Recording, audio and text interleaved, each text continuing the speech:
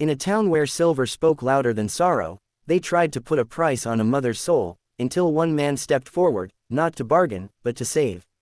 The sun burned down on the dusty town of Deadwood Hollow, casting long, merciless shadows across the cracked wooden boards of the auction platform.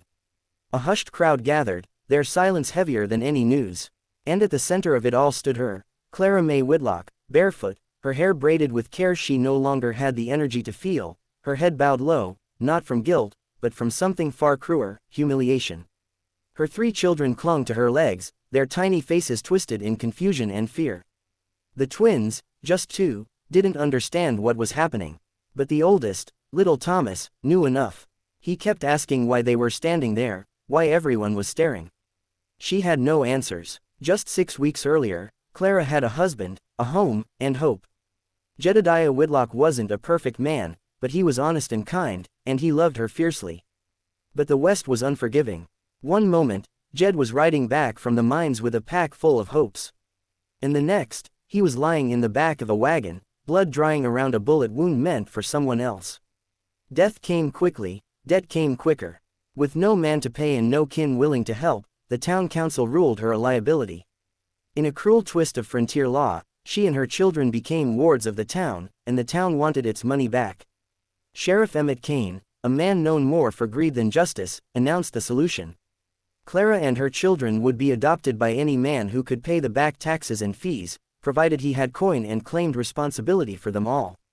They called it guardianship, but everyone in that crowd knew what it really was. A sale. That morning, Clara had prayed someone would stop it. Someone would object. But now, as Sheriff Kane stood grinning beside her, shaking a small wooden box filled with silver coins, the last pieces of her dignity began to shatter. The bidding would begin shortly, and the first offer came from a man she had feared all her life.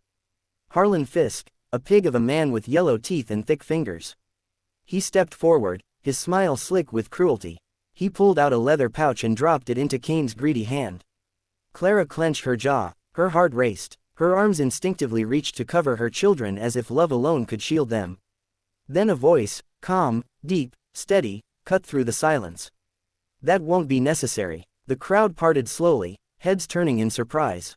Out of the sun-drenched horizon came a man not many recognized, but those who did stepped back with respect. He wore a dusty leather jacket, boots worn from real work, and eyes the color of steel skies. His name was Elijah Crow, a rancher from the outskirts, quiet, unbothered by town politics.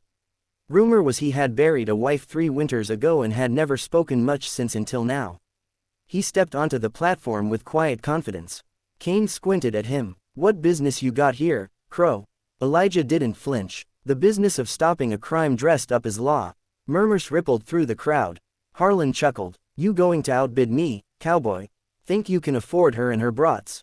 Elijah turned, looked Clara straight in the eyes for the first time. Not like a man eyeing property, but like a man seeing pain, deep unjust pain, and vowing to carry some of it. Then he opened his own pouch and poured out coins twice as many as Harlan's. "I ain't buying her," Elijah said, his voice sharp and deliberate. "I'm redeeming her." Kane hesitated. The townsfolk shifted uncomfortably. Harlan spat on the ground and growled. "You just bought yourself a whole heap of trouble, Crow." Elijah turned slowly. Then, trouble finally met someone not afraid of it. Sheriff Kane could have pushed back, could have refused the deal.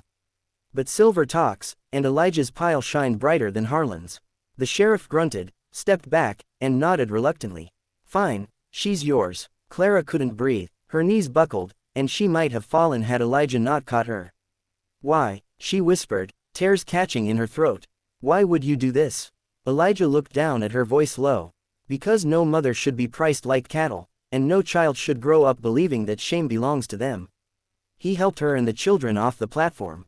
The crowd began to break apart. Some ashamed, others just disappointed they didn't get a better show. But a few clapped softly, quietly, like maybe, just maybe, they remembered what decency looked like. Elijah took Clara and her children back to his ranch. It wasn't charity. He asked for nothing, demanded nothing, just offered shelter, food, and space to heal. At first, Clara was wary.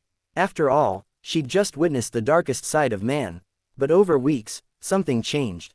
Her children laughed again. She began to walk with her head a little higher, and Elijah, quiet, respectful, patient, became more than a rescuer.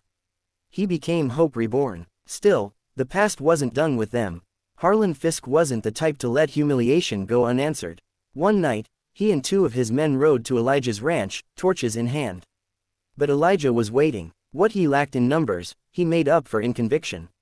A gunfight broke out, fierce and sudden. Elijah took a bullet in the shoulder, but stood his ground. Harlan fled, bleeding, never to show his face in those parts again. Clara ran to Elijah, blood on her hands as she pressed them to his wound. "You risked your life," she whispered, tears falling again. "For me." He looked up, smiling despite the pain. "No, for what's right." By the time spring rolled in, Clara had planted flowers outside the ranch house. The children had their own ponies, and one quiet morning, as they stood watching the sun rise over the fields, Clara slipped her hand into Elijah's, not because she owed him, but because she finally believed in love again. Some people believe honor died in the Wild West. But sometimes one man can stand up and remind the world what it means to protect, not possess, and to fight not with greed, but with grace. If this story touched your heart, don't forget to like, comment, and subscribe to Frontier Love Tales, where every story carries the weight of love, sacrifice, and courage on the wild frontier.